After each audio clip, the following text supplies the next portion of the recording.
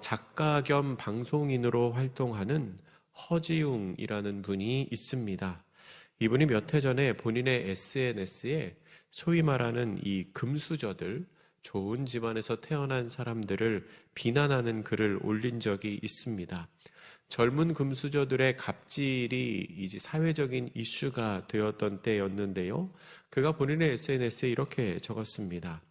스스로 증명한 것 없이 부모의 돈으로 살아가며 그걸 부끄럽지 않게 생각하는 사람은 흡사 삼루에서 태어난 주제에 삼루타를 친 것 마냥 구는 자를 보는 것처럼 추하고 꼴사납습니다.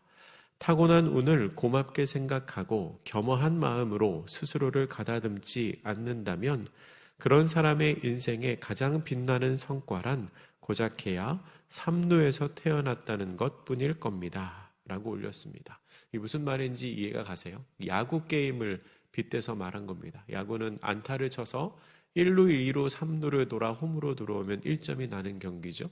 근데 어떤 사람은 힘겹게 3루타 혹은 1루타를 치고 도루를 하고 그래서 3루까지 가는데 어떤 사람은 태어나 보니까 3루에 있었다는 거예요. 조건이 그만큼 좋았다는 거죠. 근데 본인이 태어나니까 3루에 있었는데 자기가 3루타를 친 것처럼 생각하는 사람들이 있다.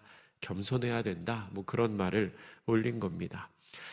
좋은 배경을 가진 부모에게서 태어난 부유한 환경에서 자란 젊은이가 마치 자신의 노력으로 그것을 얻은 것처럼 착각한다면 그거는 이제 큰 불행이라는 거죠. 그리고 그러한 상태로 머물게 되면 그 사람의 성과는 고직 부잣집에서 태어난 것으로 그치게 될 거다라는 말입니다. 오늘 본문에 나오는 르호보암을 생각할 때 저는 조금 전에 인용한 그 말이 이제 자꾸 생각이 났습니다. 르호보암은 성경에서 가장 부유한 아버지를 둔 아들입니다. 르호보암만큼 부잣집에서 태어난 자녀가 없습니다. 그런데 그러한 르호보암의 삶을 기록한 오늘의 이 말씀을 보면 르호보암은 정말 아무것도 내세울 게 없습니다. 르호보암의 가장 큰 성과는 그가 솔로몬의 아들로 태어났다는 것이고 그 외에 다른 것들은 다 부끄러운 기록들 뿐입니다.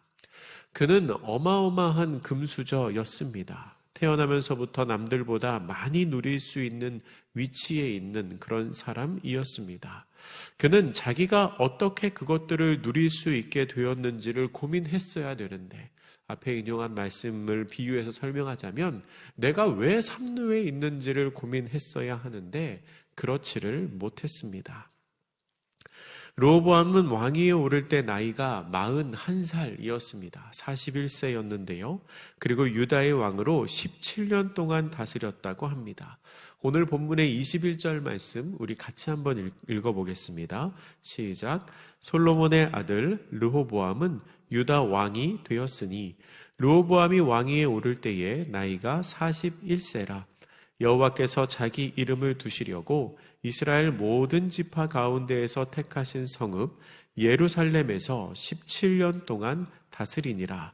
그의 어머니의 이름은 나아마요 암몬 사람이더라. 아멘. 이 21절 말씀에는 상당히 많은 정보가 담겨져 있는데요. 우선 예루살렘을 수식하는 말을 우리가 좀 눈여겨봐야 합니다. 예루살렘을 어떻게 표현하나요? 여호와께서 자기 이름을 두시려고 이스라엘 모든 지파 가운데에서 택하신 성읍 예루살렘이라고 표현합니다. 참 수식하는 말이 길지요. 하나님이 예루살렘을 얼마나 중요하게 여기고 계신지를 이 말씀에 담아서 설명을 하고 있는 것입니다. 하나님이 택하셨고요. 하나님이 그곳에 성전을 세우셨습니다. 그런데 바로 뒤에 나오지만 그 특별한 성읍 예루살렘, 하나님께서 택하신 성읍 예루살렘에서 르호보암은 우상 숭배를 하고 있습니다. 하나님 보시기에 악한 일을 하고 있는 것이지요. 르호보암의 어머니는 이방 여인이었습니다. 21절에 보면 암몬 사람이라고 기록하고 있습니다. 이 르호보암의 어머니의 이름과 출신이 21절에도 있고요. 본문의 마지막 31절에도 있습니다. 르호보암의 생애를 기록한 시작과 마지막에 다 어머니가 이방 여인이었다는 기록이 있습니다. 마치 강조하듯이 그렇게 써 놓았습니다. 솔로몬 왕은 하나님의 말씀에 순종하지 않고 이방 여인들과 많은 혼인을 했습니다. 그리고 그 여인들이 데리고 온 우상들을 솔로몬과 그의 자녀들이 숭배하기 시작했습니다. 르호보암 통치 시기에 일어났던 이 우상 숭배는 하나님 보시기에 너무나 악한 일이었습니다. 우리 본문의 22절 말씀 같이 읽겠습니다. 22절 시작. 유다가 여호와 보시기에 악을 행하되 그의 조상들이 행한 모든 일보다 뛰어나게 하여 그 범한 죄로 여호와를 노엽게 하였더니. 아멘. 유다가 얼마나 악했던지 그 조상들이 행한 모든 일보다 유다의 악행이 더 뛰어났다라고 기록하고 있습니다.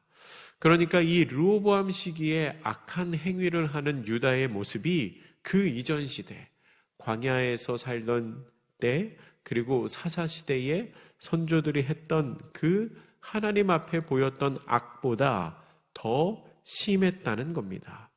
그리고 그 악으로 말미암아 하나님께서 그들을 향하여 노엽게 여기셨습니다. 그러면 그들이 어떠한 행위를 했는가? 그 내용이 23절과 24절에 나옵니다. 우리 같이 읽겠습니다. 시작.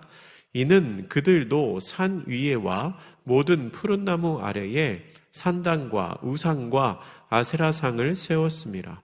그 땅에 또 남색하는 자가 있었고 여호와께서 이스라엘 자손 앞에서 쫓아내신 국민의 모든 가증한 일을 무리가 본받아 행하였더라. 아멘. 르호보암 시대의 유다 백성들은 높은 언덕과 푸른 나무 아래마다 산당과 돌 우상과 아세라 목상을 만들었습니다. 이 높은 곳에 산당을 세우는 것은 높은 데 올라가서 제사를 드리면 이 하늘에 있다고 생각하는 우상이 잘 받을 거라고 생각해서 높이 올라가서 제사 드리는 겁니다. 이 푸른 나무라고 일컬어지는 건 조금 특별해 보이는 그런 자연 환경, 특별해 보이는 곳에서는 다 그런 제사를 드렸다는 겁니다. 그리고 바알과 아세라를 섬기는 신전 창기들이 있었습니다. 거기에 남색하는 자가 있다라고 표현하고 있지요. 본문에 남색하는 자는 히브리어로 카데시라고 하는데요. 그대로 번역하면 바쳐진 자들이라고 합니다. 그러니까 우상의 신전에 바쳐진 자들이죠. 이 바쳐진 자들, 신전 창기들은 남자든지 여자든지 상관없이 신전에 제사를 드리러 오는 사람들과 성적인 관계를 맺었습니다. 그렇게 성적인 행위를 하는 것이 바알 제사의 하나의 방법이었기 때문에 오는 사람들과 그런 관계를 맺었다는 겁니다. 이러한 모든 행위는 24절에 나오는 표현에 의하면 여호와께서 이스라엘 자손 앞에서 쫓아내신 국민의 모든 가증한 일입니다. 여기에 이 표현, 여호와께서 이스라엘 자손 앞에서 쫓아내신 국민, 이 사람들은 누구를 지칭하는 거냐면 가나안 민족을 뜻하는 겁니다. 가나안 땅, 약속의 땅에 원래 살고 있던 원주민들이지요. 그런데 이 가나안 족속이 왜 쫓겨났느냐? 왜 이스라엘로 하여금 가나안 땅을 정복하게 하셨느냐? 성경을 찾아보면 그들의 죄가 땅에 가득했기 때문에 땅이 그들을 토해낼 것이다. 그러니까 하나님께서 심판하셔서 그 가나안 땅에 원래 살던 원주민들을 다 쫓아내고 또한 멸절하게 하셨거든요. 그런데 하나님께서 그렇게 그 땅이 토해내도록 만들도록 하는, 싫어하는 그 죄를 지금 이스라엘이 따라서, 닮아서 그대로 하고 있다는 겁니다. 이것은 하나님께서 가장 싫어하는, 하나님께서 가장 가증하게 여기시는 그러한 행위였습니다. 그리고 오늘 본문 25절 이하에는 애굽 왕 시삭이 예루살렘을 침략한 내용이 기록되어 있습니다. 우리 25절과 26절 같이 읽습니다. 시작. 르호보암 왕 제5년에 애굽의 왕 시삭이 올라와서 예루살렘을 치고 여호와 성전의 보물과 왕궁의 보물을 모두 빼앗고 또 솔로몬이 만든 금방패를 다 빼앗은지라. 아멘. 애굽 왕 시삭이 예루살렘을 쳐서 성전의 보물과 왕궁의 보물을 모두 빼앗아 갔습니다. 그리고 솔로몬이 만들었던 그 금방패, 한 500여 개 되는 그 금방패를 모두 다 가져갔습니다. 르호보암 제5년에 일어난 일입니다. 르호보암 5년에 일어난 일이니까 솔로몬이 죽은 지 겨우 5년밖에 되지 않았을 때 일입니다. 주변 누구와도 비교할 수 없는 부귀영화와 강한 국방력을 자랑했던 이스라엘 왕국이 솔로몬이 죽은 지 겨우 5년 만에 외부의 침략자들에 의해서 성전과 왕궁을 전부 다 약탈당한 것입니다. 백성들이 영적으로 타락하고 부도덕해지니까 수십 년 동안 쌓아왔던 그 부귀영화가 단 몇 년 만에 다 잃어버리게 되었습니다. 생각해보면 애굽은 르호보암의 아버지 솔로몬이 결혼 동맹을 맺었던 나라입니다. 바로의 딸과 결혼했죠. 그런데 그 애굽이 예루살렘을 침공했다는 것은 결혼으로 맺어진 동맹관계가 다 끊어졌다는 것을 의미합니다. 더 깊은 의미로는 사람의 지혜로 말미암은 계략 혹은 약속은 그만큼 오래가지 못한다는 겁니다. 그렇게 애굽 왕 시삭에게 아버지 솔로몬의 금방패를 다 빼앗긴 르호보암은 금을 대신해서 노수로 방패를 만들었습니다. 27절과 28절도 우리 같이 읽습니다. 시작. 르호보암 왕이 그 대신 노수로 방패를 만들어 왕궁 문을 지키는 시위대 대장의 손에 맡기매 왕이 여호와의 성전에 들어갈 때마다 시위하는 자가 그 방패를 들고 갔다가 시위소로 도로 가져갔더라. 아멘. 나라가 더 발전해도 모자를 망정 금이 노수로 바뀌었습니다. 노수로 방패를 만들었다라는 것에 대해서는 여러 가지 해석이 있습니다. 방어의 목적으로 정말 보안용으로 호신용으로 그 방패를 만들었다는 설명도 있고요. 또 어떤 해석에는 노수로 방패를 만들어서 경호하는 것을 보여주며 백성들로 하여금, 그러니까 백성들에게는 금방패를 빼앗긴 것을 눈치채지 못하도록 하려고 했다라는 설명도 있습니다. 이 노새 색깔이, 구리의 색깔이 반짝반짝하면 금하고 또 비슷하게 보이지 않습니까? 그래서 이 노수로 방패를 만들어서 아직 우리가 방패를 가지고 있다라고 과시하기 위해서, 백성들을 속이기 위해서 그렇게 했다고 설명을 하기도 합니다. 어찌되었든 시삭의 침략은 하나님을 떠난 유다의 나약한 현실을 고스란히 보여주고 있습니다.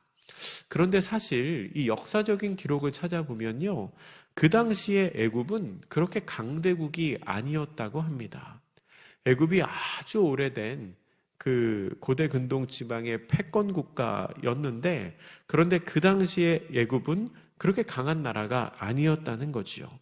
그래서 시삭의 군대는 예루살렘을 공격해서 성전과 왕궁의 보물을 모두 빼앗아 가기는 했지만 유다를 멸망시킬 만큼 강한 군대를 가지고 있지는 않았습니다. 만약에 그랬다면 그때 남유다가 멸망을 했겠지요. 그리고 이때가 르호보암과 유다가 돌이킬 수 있는 기회였습니다. 어떤 면에서 시삭은 하나님께서 유다에게 보내신 다시 돌아오라고 하는 그런 사인이었을 수도 있습니다.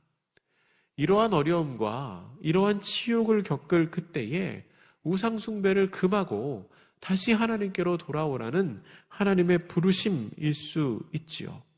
하지만 금방패를 다 빼앗겼음에도 불구하고 르호보암과 유다는 하나님께 돌아갈 생각을 하지 못합니다.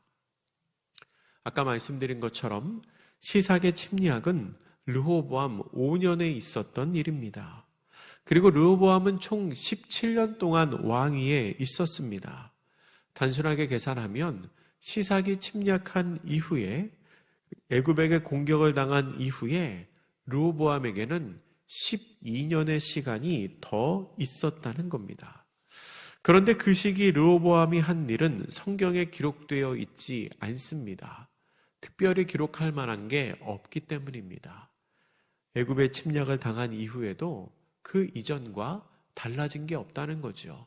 여전히 우상숭배하고 여전히 그렇게 하나님 보시기에 악한 행위를 하며 시간을 보낸 것입니다. 29절 이하에는 르호보암의 마지막에 대해 기록하고 있는데요. 특이한 것은 르호보암이 조금 남아있는 힘으로 계속해서 북이스라엘 여로보암과 전쟁을 했다고 30절에 기록하고 있습니다. 그리고 그의 마지막은 이렇게 기록됩니다. 31절 말씀입니다. 같이 읽습니다. 시작. 르호보암이 그의 조상들과 함께 자니 그의 조상들과 함께 다윗성에 장사되니라. 그의 어머니의 이름은 나아마요 암몬 사람이더라. 그의 아들 아비암이 대신하여 왕이 되니라. 아멘. 마지막에도 어머니의 이름과 출신이 강조됩니다. 이방 결혼으로 말미암은 우상 숭배가 유다를 죄의 길로 끌고 갔기 때문입니다. 말씀을 정리하겠습니다. 르호보암은 당대에 가장 부유하고 가장 지혜로운 사람 솔로몬의 아들이었습니다. 그런데 르호보암의 평생의 자랑거리는 단지 그것 하나밖에 없었습니다. 그는 평소 이렇게 말했을지 모르겠습니다. 우리 아빠가 누군지 알아? 우리 아빠가 솔로몬이야. 내가 솔로몬의 아들이야. 말했을지 모르겠습니다. 인생의 가장 빛나는 성과가 고작해야 삼루에서 태어난 것인 사람은 참으로 안타까운 인생입니다. 금수저로 태어난 르호보암은 아버지의 장점은 하나도 닮지 않고 우상숭배하는 것만 닮았습니다. 그 결과 그 아버지가 자랑하고 그가 자랑했던 그 부유함도 5년 만에 다 사라지고 말았습니다. 우리는 나에게 주어진 상황을 자랑하기보다 그것이 어디에서부터 왔는지를 고민하는 사람이 되어야 합니다. 이 모든 것을 허락하신 분이 누구인지를 생각해 보아야 합니다. 우상 숭배를 하는 중에 애굽 왕 시삭이 공격함으로 말미암아 재물을 다 빼앗겼다면 그것이 하나님께서 주시는 경고임을 깨닫고 내 삶의 모습을 한번 점검해 보았어야 했습니다. 시간이 없는 게 아니었습니다. 르호보암에게는 12년의 시간이 더 주어졌지만 그는 자기 자신을 돌아볼 줄 아는 지혜가 없었습니다. 우리 삶의 모든 기쁨과 소망과 감사와 능력은 오직 하나님께로부터 나옵니다. 나에게 주어진 상황을 자랑하는 것이 아니라 그 상황을 허락하신 하나님을 자랑하고 그 하나님을 기억하고 또한 그 하나님과 동행하는 복된 성도님들 되시기를 주님의 이름으로 축복합니다. 기도하겠습니다. 사랑의 하나님 감사합니다. 이 새벽 르호보암의 모습을 보며 또한 우리의 삶을 돌아봅니다. 우리는 혹시 나에게 주어진 상황을 자랑하고 있지는 않습니까?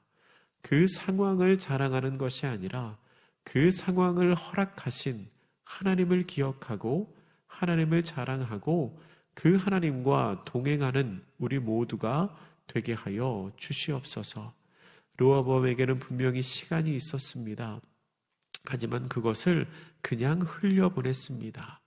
우리는 하나님께서 주신 시간을 그냥 흘려보내는 것이 아니라 조금 더 하나님의 기쁨이 되도록 조금 더 하나님의 뜻대로 살아가도록 오늘 한 날도 주와 동행하는 사람들 다 되게 하여 주시옵소서. 감사드리며 예수님의 이름으로 기도드립니다. 아멘.